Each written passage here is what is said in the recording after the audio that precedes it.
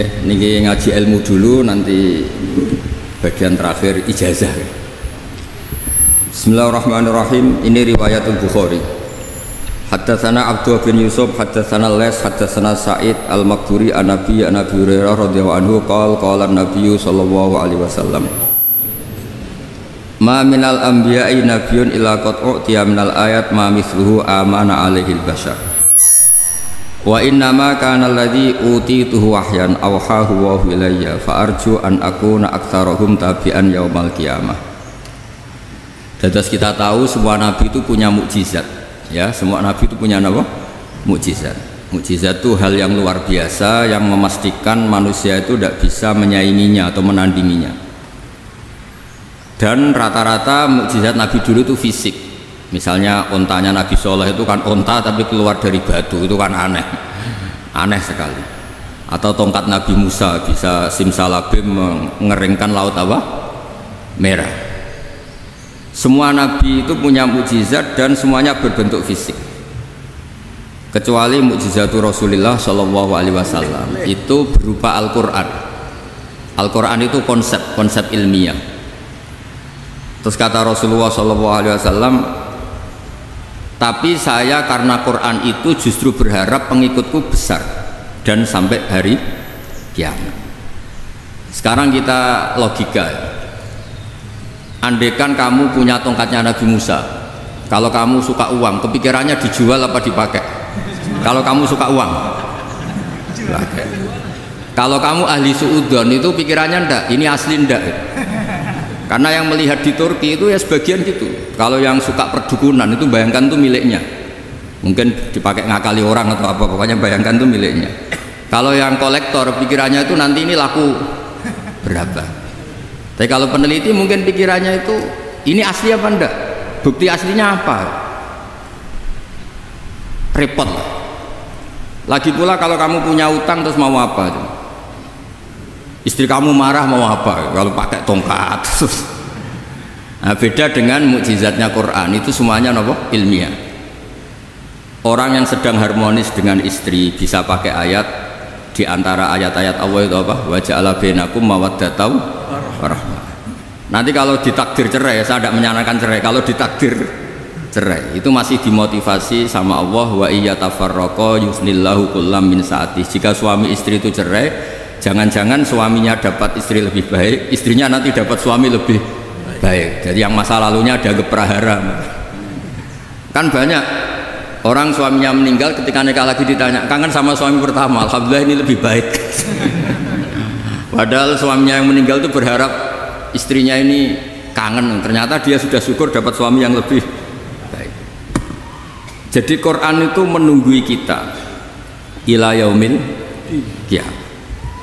Kita tidak bunuh diri, itu ya barokahnya Quran. Karena problem apapun kita dinasehati apa sabar, apa dinasehati sabar.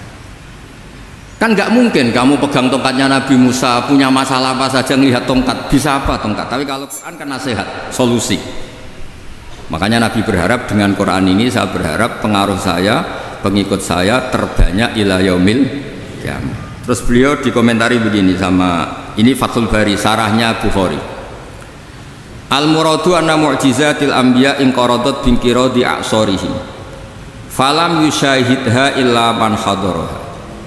Problem mukjizat nabi-nabi dulu itu kan fisik, sehingga yang tahu kalau Nabi Soleh punya unta yang ajaib itu yang tahu ya hanya yang hadir saat itu.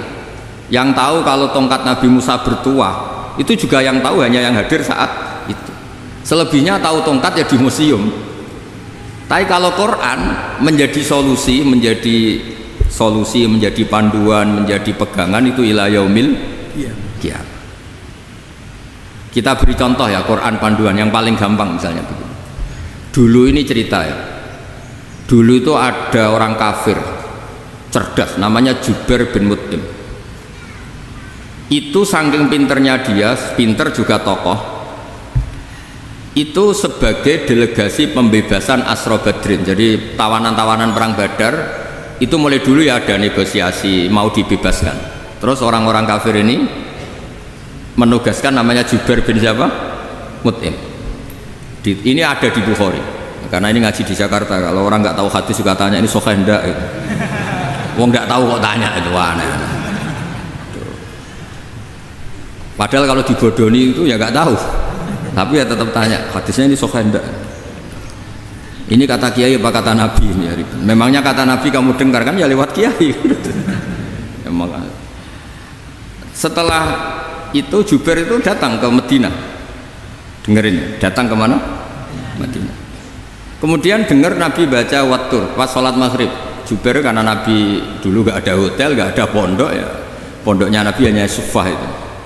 Nabi baca maghrib, bukan diskusi, bukan debat, baca Wattur wa kitabim mastur fi rakim mansur wal baitil ma'mur wasaqfil marfu wal bakhril masjur terus. Kemudian sampai pada titik ayat am khuliqu min ghairi syai'in. Masa manusia atau alam raya yang maujudat, yang nyata, yang wujud nyata, kemudian asal usulnya itu ketiadaan.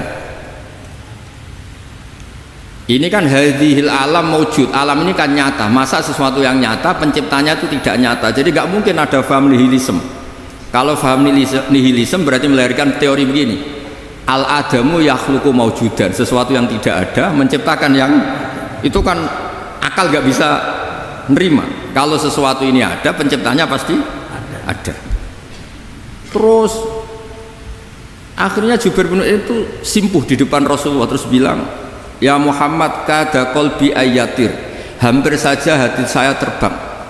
Kalau riwayatnya Imam Ahmad, faka'an nama sudi qalbi, hati saya dihancur. Semua teori yang saya bawa untuk melawan kamu sekarang luluh semua, hancur semua. Yang benar adalah teori Anda bahwa Tuhan itu satu dan Tuhan itu ada sebelum semua makhluk.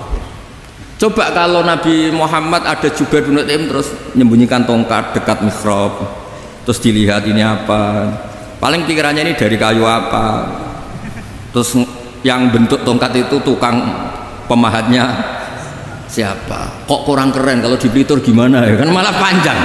Kira-kira kalau mukjizat itu dari tongkat itu malah panjang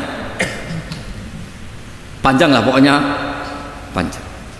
Lagi pula kamu coba kan nggak ngarah mandi, itu yang mandi kan nabinya bukan tongkatnya. Coba tongkatnya Nabi Musa coba anak-anak beki itu dipakai mukul kucing aja tidak mesti mati itu. Jadi nggak jelas mukjizat-mukjizat seperti itu nggak. Tapi kalau Quran menunggui sampai saking hebatnya Quran, teori rasionalitas, soal kampanye di mana-mana, tingkat validitas, tingkat kebenaran Quran itu bahkan bisa diuji tanpa membuktikan, tanpa apa? Cukup pakai akal. Saya tidak bosan-bosan cerita ini karena ini khazanah kita. Di kitab Nailul Ma'mul itu, di kitab usul fikih, saya berkali-kali cerita ini karena ini untuk menunjukkan bahwa Quran itu liqaumi ya'qilun, liqaumi yatafakkarun. Ada seorang kiai, seorang ustadz, kiai dulu itu ya memang orang soleh, alim terus jadi kiai. Kalau kiai sekarang tuh macam-macam, nganggur terus ingin jadi kiai gitu. Terus daftar gitu, ada lowongan di yayasan masuk ingin jadi ustadz karena dengar ada gajinya. Dulu tidak ada seperti itu dah. Makanya dulu tuh kalau ustadz kiai pasti soleh karena dia alim terus ingin orang lain tuh mendapat ilmunya. Kalau sekarang nggak ada yayasan sehat, guru gajinya sekian, yang nggak ingin jadi ustadz tuh daftar karena ada gaji, apalagi ada kabar, ada gaji, ada mes, ada wah yang daftar banyak. Tapi mentalnya ada kiai sebetulnya. Ya kalau sampai tanya itu baik dah Gus, ya setengah baik. Ya maksudnya setengah baik ya ada baiknya, namanya profesi ngajar itu kan baik.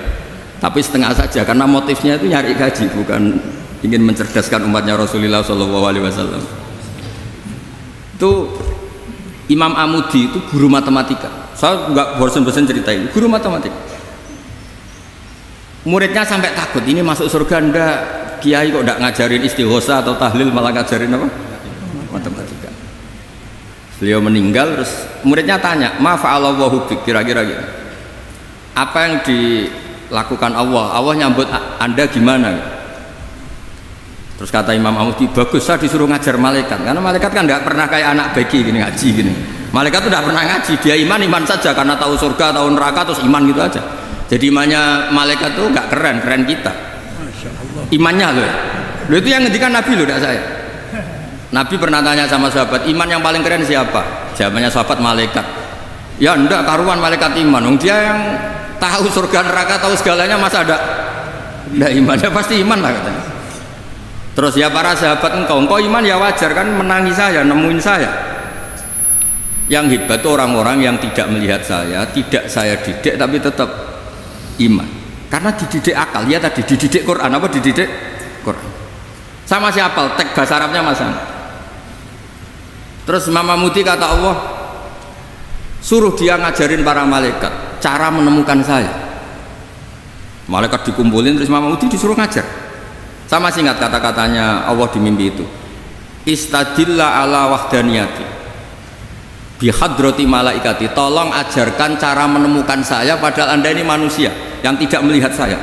Anda di Jakarta kan melihatnya gedung-gedung, paling jadi khayal, terus nikmat lah, Anda ikut punya tapi ikut nikmat. Itu orang desa-desa kalau ke Jakarta itu pokrol, wah di Jakarta itu gedungnya tinggi-tinggi, tidak kayak kampung sini, lo udah ikut punya ikut bangga. Di Jakarta orangnya cantik-cantik, tidak kayak orang sini, padahal dia ya tidak dapat orang cantik gitu.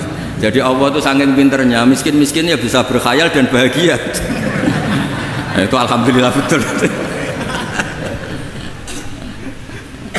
Akhirnya itu apa ini anak-anak begini, saya tak niati ngajar standar anak-anak akademik. Terus pertama yang diajarkan hanya bilang gini, sama siapa teknya?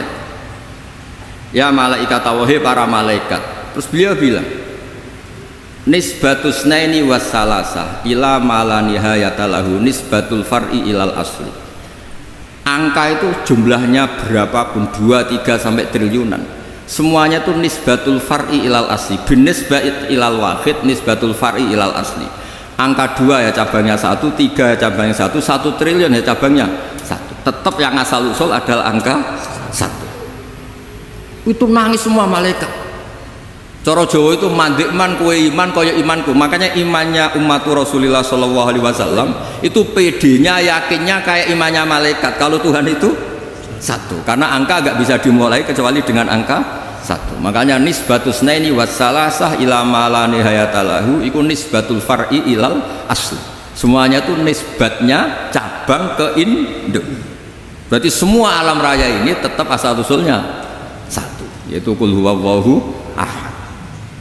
Nah itu namanya akal. Umatnya Rasulullah itu ditinggali mukjizat akal lewat panduan Quran, sehingga meskipun kita tidak menangi Rasulullah, tidak menangi sahabat, kita tidak tahu malaikat Jibril, tapi cara iman kita ini tidak kalah keren. Yakin, hakul, yakin. Terus kedua, gambar.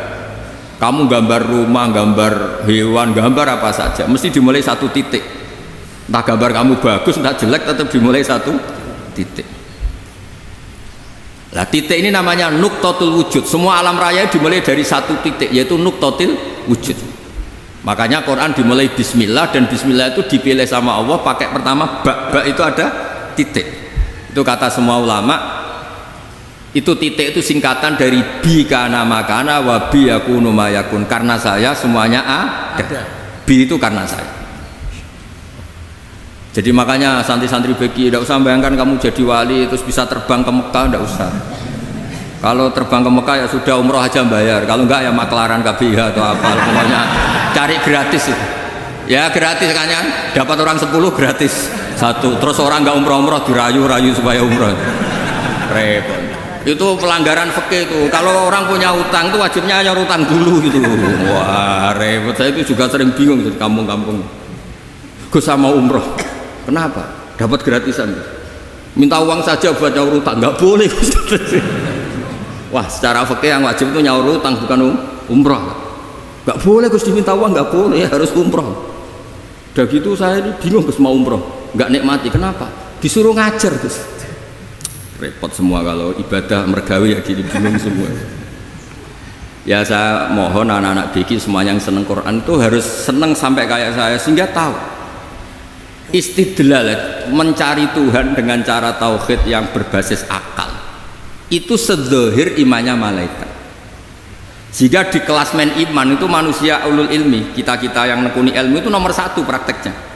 Karena nomor 1 itu Allah, karuan kan syahidah wa, Allah kan nggak tertandingi, syahidah wa annahu la ilaha illa huwa, terus wal malaikatu malaikat kan karuan karena langsung menyaksikan surga. Dan ketiga apa? Wa ulul ilmi. Berarti prakteknya kan nomor satu. Kalau kompetitornya semuanya manusia, ulul ilmi nomor berapa? Satu kan? Nah nomor tiga kan dari Allah, malaikat, ulul ilm. Berarti kalau kompetisinya antar manusia nomor berapa? Satu kan?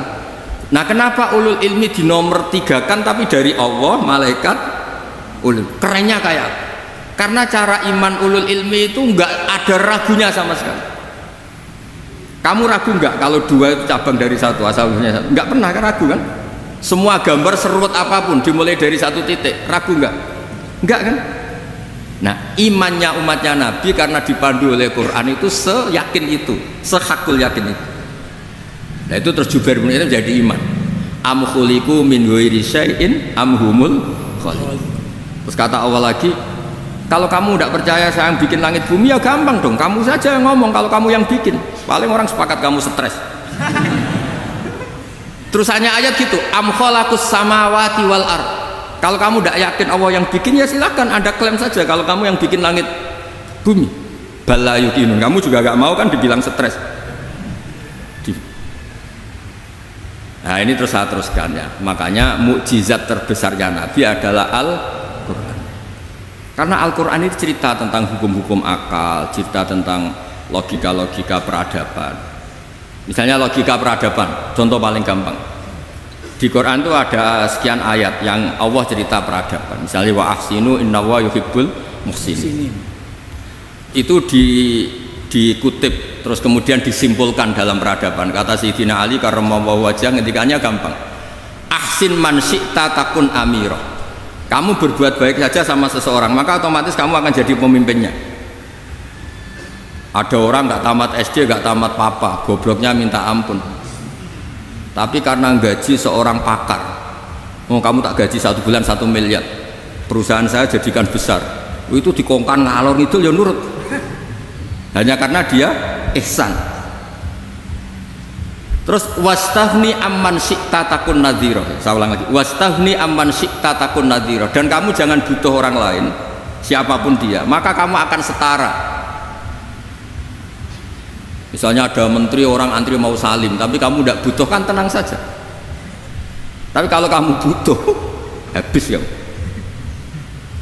Ya kan, kamu tidak butuh seseorang, maka kamu posisinya akan setara. Kamu harus sopan karena punya utang jasa. Kalau nggak punya apa-apa kan setara. Ya enggak. Misalnya kamu jajar rektor atau jajar menteri, jajar apa saja. Kalau kamu tidak punya utang kan, kamu jajar menteri tidak punya utang, sama jajar satpam tapi punya utang, takut mana?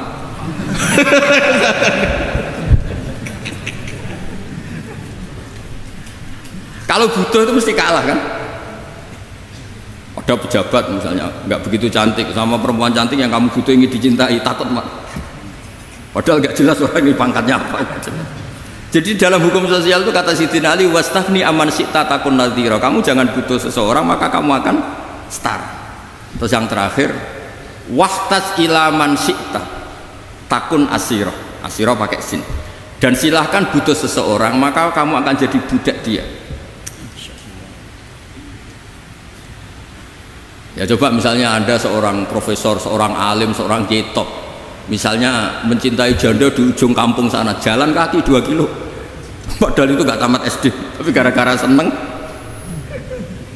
kacau kan, logika kepangkatan hilang semua kan. Jadi itu hukum peradaban, itu mewakili isi-isi sosial yang diterangkan Quran ya. Dari paketnya 3 tadi ya, ahsin man syi'ta takun amirah. Kamu berbuat baik sama seseorang maka kamu bisa memimpin. Wastahni amman syi'ta takun nadhira. Kamu jangan butuh seseorang maka kamu akan setara. Mbok kamu ketemu orang terkaya di dunia, ya ketemu orang terkaya di dunia, kamu jejer, kamu tidak butuh dia, tenang kan, bisa setara kan? Tapi kalau butuh harus sopan, ngajukan proposal, harus berakhlak karimah. Makanya sekarang Anda kok berakhlak kenapa? Ternyata mau nyalek. Biasanya Anda berakhlak kok berakhlak. Ada apa ini? Makanya guyonan di Rembang itu Beb Husein ini. Kalau ada orang udah tidak sopan sama temannya, temannya curiga, kok tumben sopan, mau utang ya?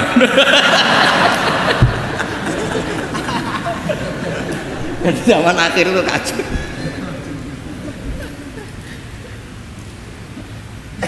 Ya di semua daerah gitu ya sama Pak Rektor ya. Kalau ada teman biasanya nggak sopan kok sopan, itu temannya curiga. Ini Pak Rektor UI ikut kaji. Kok tumben sopan, ada apa ya? Karena di mana-mana orang butuh itu pasti beretika. Kamu punya teman paling berdua, kalau mau utang berakhlak gak? Atau misalnya kamu punya adik cantik, terus punya teman berdua, kalau cinta adik kamu berakhlak gak? Biasanya nggak sama sekali gak berakhlak. Gara-gara butuh menjadi berakhlak. Ya jadi hukum sosial itu ya kuncinya 3 tadi. Ahsin man syi'ta takun amira, wastaghni amman syi'ta takun nazira, terus wahtas ila man syi'ta takun asira. Kalau kamu butuh seseorang pasti kamu dibikin hina. Asir itu tawanan. Nah, Quran itu bicara sosial itu lengkap. Dan itu yang nunggui kita. Kita punya tetangga yang kurang baik, ya seneng. Punya tetangga baik, ya seneng. Kata Imam Syafi'i, saya berkali-kali cerita, kok seneng semua Imam Syafi'i? Ya bagus lah, kalau yang seneng saya enak lah, dijak jagongan, dijak ngopi enak. Yang nggak seneng saya, gak ngarah utang. Uang itu nak, kamu punya tetangga gak seneng kamu, aman kan? Aman. Gak akan pinjem uang kan, pinjem mobil, uang gak seneng kok. Makanya Imam Syafi'i itu kalau ngedikan luar sana, diceritain orang, ya Aba Abdillah bagiannya, ya Aba Abdillah orang itu gak seneng kau, bagus lah. Loh kenapa bagus? Waman asa'a ilaika faqad atlaqaka, orang yang gak seneng kamu maka membebaskan kamu, gak akan pinjem uang, pinjem mobil, gak akan ganggu waktu kamu, kan gak seneng. Justru yang seneng-senengi masalah pinjem terus. Imam Syafi'i itu orang yang anggap dunia itu selesai. Ada yang cerita, ya Aba Abdillah, orang yang tadi cium tangan engkau, yang hormat engkau, di luar maki-maki engkau, ngerasain engkau, ngata-ngatain engkau, ya bagus lah. Kok bagus gimana? Berarti saya wibawa, depan saya tidak berani ya. Berarti saya wibawa, di depan saya tidak berani. Berarti itu makomnya sudah kulillah sumadarhum fi khawdihim yal'abun, sudah dunia itu selesai, sudah agak penting semua. Nah itu kalau kamu anak-anak bagi ahli Quran, sudah ayatnya kulillah sumadarhum fi khawdihim yal'abun, sudah lihat Allah saja agak penting, makhluk-makhluk itu udah makhluk semua agak penting, sepenting Allah. Nah kita ini ditunggoni mukjizat seperti itu. Bayangkan misalnya kita ditunggoni tongkatnya Nabi Musa, saya ngajar di sini terus ini tongkat, terus nanti yang tanya, Gus itu kayu apa Gus? Nanti yang kolektor tanya, itu harganya berapa Gus? Ruwet apa? Terus yang ahli suudon, itu asli gak Gus? Wah. Yang ahli suudon kan mesti tanyanya gitu, itu asli gak Gus? Repot-repot pokoknya. Tapi kalau Quran kan jelas, kenapa? Jelas. Ya terus saya teruskan. Fala yamurru, terus al murad anna mu'jizatil anbiya in qaradat binqidari a'sam wa mu'jizatul Quran mustamirratun ila yaumil qiyamah. Wa kharquhu lil adab fi uslubihi wa balaghatihi wa ikhbarihi bil mawhibat. Terus kata ini yang ngarang Fathul Bari, sarahnya Imam Bukhari. Fala yamurru asrun nal a'sar illa wa yadharu fihi syai'un mimma akhbaru bi annahu sayakun yadullu ala sihhati da'wahu wa hadza aqwal muhtamila wa takmiluhu fil ladzi ba'da wa qilani ya anal al makna anal mu'jizat al madiyah kanat khissiyatan tusyahadu bil absar kana qoti soleh wa asa Musa. Mukjizatnya nabi-nabi dulu itu hanya penyembuh, hanya pelengkap, hanya nuruti keinginan mata. Seperti dahsyatnya apa? Laut Merah di sebelah apa dipukul sama tongkatnya Nabi siapa? Itu semuanya itu hanya memanjakan mata, urusan mata. Terus wow itu. Tapi kalau mukjizatnya Nabi Muhammad itu berdasar akal. Maksudnya berdasar akal nih, dengerin ya. Dengerin betul. Ketika Laut Merah terus tersibak kan, wow itu keren kan? Terus kita bilang, menyimpulkan, wah kita tidak akan mampu. Itu bodoh sekali kesimpulan kita tidak akan mampu. Meskipun bikin nyamuk Anda juga tidak mampu. Loh, untuk memutuskan tidak mampu saja kok sampai pertunjukan seperti itu tuh laupo, cek goblok gitu. Nah kalau kita karena umat yang pinter untuk memaksa kita nggak mampu, Allah bilang innallaha la yastahi ajadriba matalam ma ba'ud. Kita melihat nyamuk langsung berkesimpulan tidak mampu. Saya berkali-kali cerita, nyamuk itu sudah kecil, masih punya urat, uratnya kayak apa? Masih punya kuman, kumannya seberapa? Ya enggak? Nyamuk itu kecil, punya organ tubuhnya punya urat. Itu kalau kamu pinter, antara tongkatnya Nabi Musa menyibak Laut Merah sama nyamuk itu sama-sama berkesimpulan melahirkan satu paham bahwa kita tidak. Loh, untuk memaksa tidak mampu saja kok pertunjukan ada onta keluar dari batu Nakotu Soleh, ada tongkat yang bisa mengeringkan Laut Merah. Cik goblok ya. Nah kita alhamdulillah tidak sejenis goblok yang seperti ini. Untuk ikrar bahwa Allah itu hebat ala kulli syai'in, cukup lihat nyamuk, kagum kan? Sudah tidak usah bikin hidup. Saya berkali-kali mencontohkan, para pemahat tak suruh bikin patung gajah itu mampu, tak suruh bikin patung nyamuk kalau bisa. Nyari materi dari apa itu? Gampang mana bikin patung gajah sama patung nyamuk? Gajah, makanya Allah bikinnya contoh itu untuk ijaz itu pakai nyamuk bukan pakai gajah. Itu kalau ustadz-ustadz yang agak jorok malah contohnya nyamuk, Gus. Itu kecil.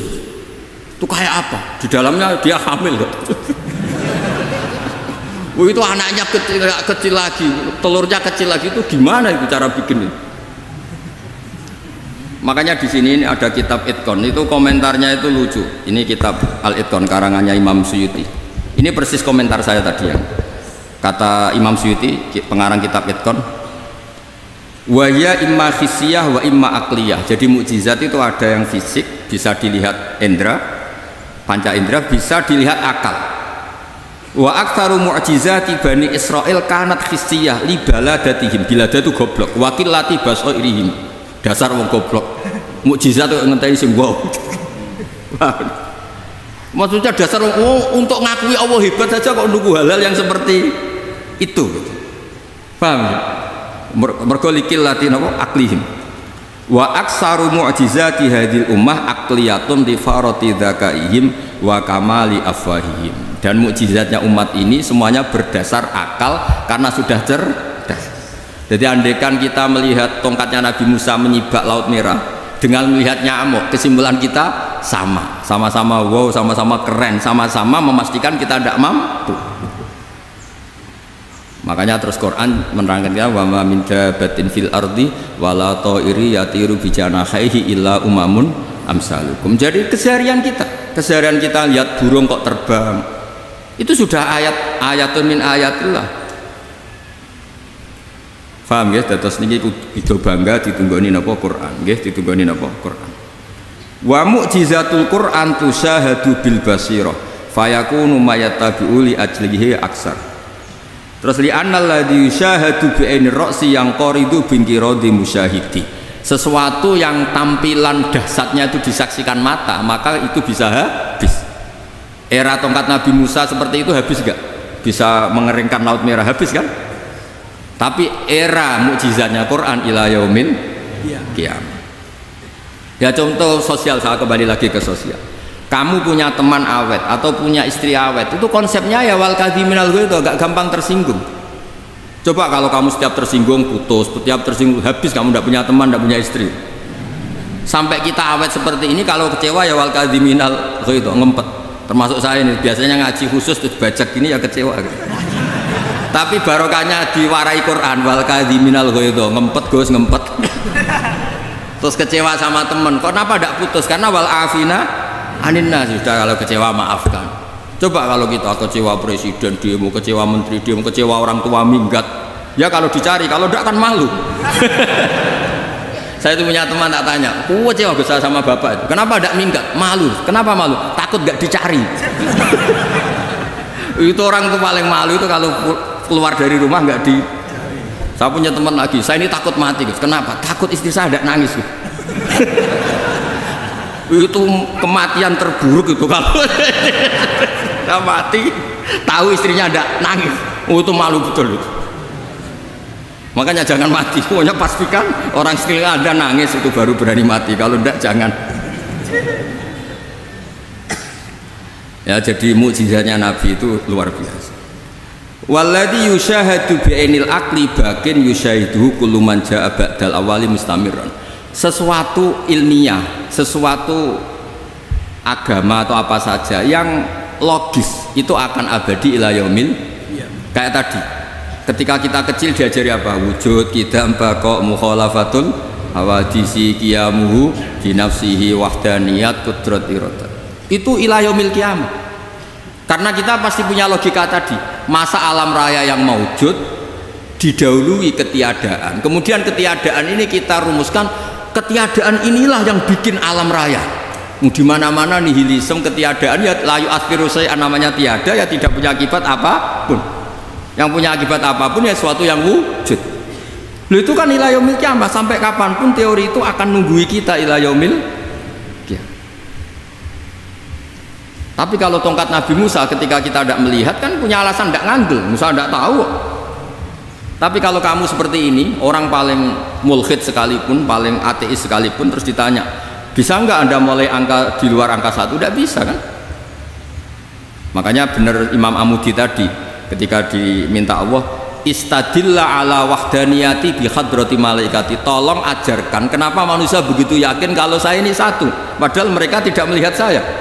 Terus beliau ngendikan apa? Nisbatus naini wassalasa ilal wahid nisbatul far'i ilal asli. Angka 2, 3 sampai nggak terbatas, semuanya dibanding angka 1 itu nisbatul far'i ilal asli. Semuanya itu cabang dari angka 1. Itu mbok siapapun, nggak usah ditunggoni nabi, nggak usah ditunggoni wali.